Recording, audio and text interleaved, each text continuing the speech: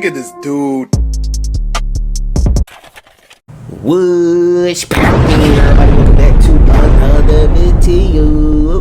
Hey man, if you haven't already done so, make sure you are subscribed to the channel, smash the like button, click that bell while you're at it so you can be a part of the Post Noti Gang family. Best family on YouTube, that's no cap, hands down. Hey man, we are here for Ray William Johnson. This teen, a TikToker, allegedly murdered to get famous. So you purposely went out to go murder so you could be famous. Wow. Okay, we're gonna do less talking, more reacting. Let's dive right into this video. Let's go. So this TikToker allegedly unalived her own parents and then was trying to get true crime influencers to cover the story. This one's wild. Now the girl's name is... It's crazy. You want to be caught that you killed your parents for some clout? Sarah, and Sarah's 16 when this story starts, living in Georgia, and Sarah likes TikTok. I mean, she appears to like making TikToks, like starring herself. And that's fine, we all do. But in Sarah's case, her TikToks are about to become relevant to the crime she's accused of committing. So let's talk about what she's being accused of. Now at some point, Sarah has allegedly decided, for some unknown reason, that she's gonna unalive her own parents. And one night... That's so disgusting, bruh. Oh my goodness. Can you all imagine being parents and you got kids and your own kids are gonna kill you over some views, bruh? In 2025, she does just that. She waits up late until her mother and her stepdad are asleep. Then she somehow gets a firearm and she sneaks into her parents' bedroom, and then blam, she unalives one of them. And quickly, blam, she unalives... Damn, she has no soul, bro. If you're that heartless to kill your parents like that, bro. ...lives the other one. Now her stepdad, he has some kind of heart condition, so he wears an LVAD machine, which is like a heart machine. Now this heart machine starts going off and making a lot of noise because it has detected that his heart is no longer beating. Now at this point, Sarah would have had to have somehow gotten rid of her weapon and slipped back into bed. Then, a bit later, Sarah's little sister wakes up. We'll call her 5 because she's 5. So 5 wakes up and she goes into their parents... You know what? I think I actually heard about this story. This was actually something recent that took place. I think I heard, saw like some sort of article about this situation on Facebook, bro. Parents' bedroom, and unfortunately, she finds their parents there unalived. And so she immediately goes and wakes Sarah up, and Sarah pretends not to know what happened. Yeah, this is the same story. Wow, that's crazy. And she calls... But I did not know she did the killings for clout, bro.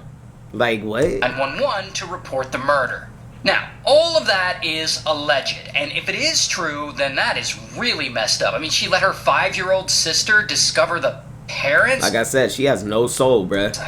And so anyway, police start investigating, trying to figure out who would do such a thing. And about a week later, Sarah starts posting on her TikTok account. And in her post, she's grieving about losing her parents, posts with captions like, "At nighttime when there's nothing to do and the house is empty, I'd always think about how much I needed them. And don't ever take your family for granted." Meanwhile, Bro, she's not gonna last long behind bars, especially when people find out why you're locked up. People's not gonna give you no respect for this in prison, bro. She's not gonna last long. She goes and gives a eulogy at her parents' funeral. For those of you who do not know me, my name is Sarah, and I'm Kristen Brock's daughter. For James, thank you for all the life lessons you taught me and for being the best bonus dad ever. Oh, she knows how to put on a show. Now, if she really did unalive her own parents like they're accusing her of, and she gave a eulogy at their funeral, that is all kinds of insane. Anyway, so of course, as time goes on, she keeps posting pictures of herself on TikTok with grieving captions like, "You're just thinking it's a small thing that happened. I just want my mama. I can't do this without my mom. I still can't comprehend the fact that I'm never gonna get to go home. Her t-shirt," where I guess she's holding her mom's shirt. "What do you mean I can't call my mom? Doesn't feel real." Bro, this is, like I said, this is just pure disgusting, bruh. But it still stings. Why me? The world ended when it happened to me. So yeah, you get it. I mean, all of these are really sad. She's posting TikToks of herself crying and stuff, and pictures with captions like, it hasn't hit me that they're gone yet. It's horrible to think about, and she seems to be wanting sympathy for all this, which would be normal if there weren't this accusation of her committing the murder herself. But here's where it gets kind of weird. Sarah also reaches out to the TikTok creator who runs a true crime account, allegedly reportedly. And the account has around 140,000 followers, so, she's doing pretty well. So Sarah hits her up and asks her to look up the case about her parents and maybe talk about it on her channel, because she claims she wants to raise awareness and find the murderer. So she sends her a message and says, "Kristen and James Brock, they're my parents, and out of nowhere, a random Thursday night in February, someone came to my house with me and my 5-year-old sister and left my parents for me and my..." So she said that was back in February, and these messages are in June. So she went months and months with this, bro. My 5-year-old sister to wake up to. Then, I guess, allegedly reportedly doesn't respond fast enough, like maybe she didn't see the message. So the next day, Sarah messages her again and pushes for her to cover the story and offering her intel on the crime. She says, "I think it would be a really big hit. The only person who posted about it made it as the first image you see when you Google their names." Girl, what? Okay, victims of crimes write me all the time asking me to cover their story or whatever, and never once has anyone said, "You should cover this is gonna be a big hit," or "You should cover this will get you to the front page of Google." In my personal experience, victims in an unsolved case like this, they just don't think that way. They usually want justice, not views. Anyways, as the news gets out and more people become aware of Sarah's story, she starts posting more selfie videos on TikTok trying to be cute.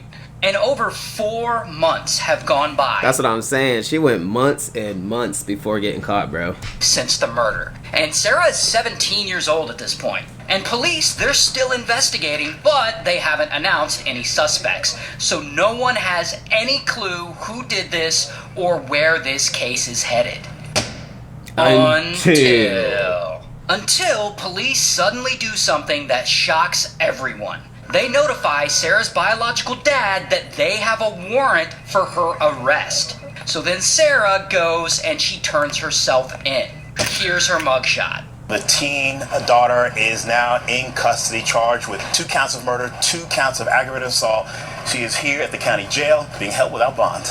Now, so she turned herself in? We don't know what evidence police have, but they claim that they have a mountain of it against Sarah. From the very moment the 911 call was received, a relentless investigation began. One that would span months, consume thousands of man-hours, and require the full weight of the local and federal law enforcement agency partnerships. Meanwhile, the woman who runs the allegedly reportedly account, the true crime account that Sarah hit up, she makes a video and... Damn, bro, like, she did all that, so she didn't get caught. She turned herself... Bruh. It's not like you can be TikTok famous behind bars, bro. You're done. You're donezo. And she seems all upset at Sarah for trying to drag her into all this. Why would you ask me to cover a case where you are going to get arrested for taking your parents' lives? Y'all, this is Sarah Grace, and she messaged me back on June 3rd and just said, "Search up Brock case." So I said, "Brock Turner? Brock who?" She said, "Kristen and James Brock. They're my parents." And out of nowhere, a random Thursday night in February, someone came in my house with me and my 5-year-old sister and left them for me and my little sister to wake up to. And I said, not knowing she was going to wind up arrested for this, "I am so sorry. I cannot imagine. I will absolutely research and cover their case. Please take care of you always." On Tuesday afternoon, Carroll County Sheriff's Office announced that they have arrested 17-year-old Sarah Grace Patrick. The girl that asked me to cover the case has been arrested. Yeah, I'd be mad too. Like, don't drag me into your bullshit. Now, I don't know if Sarah really did unalive her parents. She hasn't been to trial yet, but she did turn herself in. However, she hasn't admitted guilt or anything like that. So this is all alleged. That being said, police say they are very confident that she is guilty. Even though they don't even have a murder weapon as far as we know. They never found whatever gun was used, so we don't know what evidence they have. While Sarah apparently told police that she was asleep the whole time during the murder and that she didn't hear any gunshots, but that she did hear her stepdad's LVAD machine going off. And it's weird that she would hear the LVAD machine, but not the gunshots. Anyway, as of right now, Sarah is in jail waiting on her trial, and if she did do it, I would have to imagine that she's definitely gonna get life, bruh. she got help. Like, her parents didn't even own a gun, so she would have had to have secretly gotten one, used it, and then hid it to where the police couldn't find it. And so in my personal opinion, there is no way she could have done that on her own. But that's just my opinion. It's kind of interesting. Didn't really think of it like that, because there could be a second person involved in regards of helping Sarah out committing the crimes.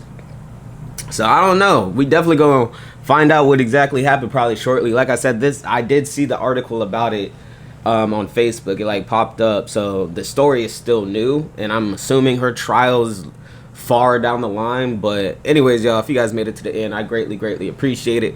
Smash the like button, leave a comment, click that bell while you're at it, and until next time, I'm gonna see y'all next time. I'm out.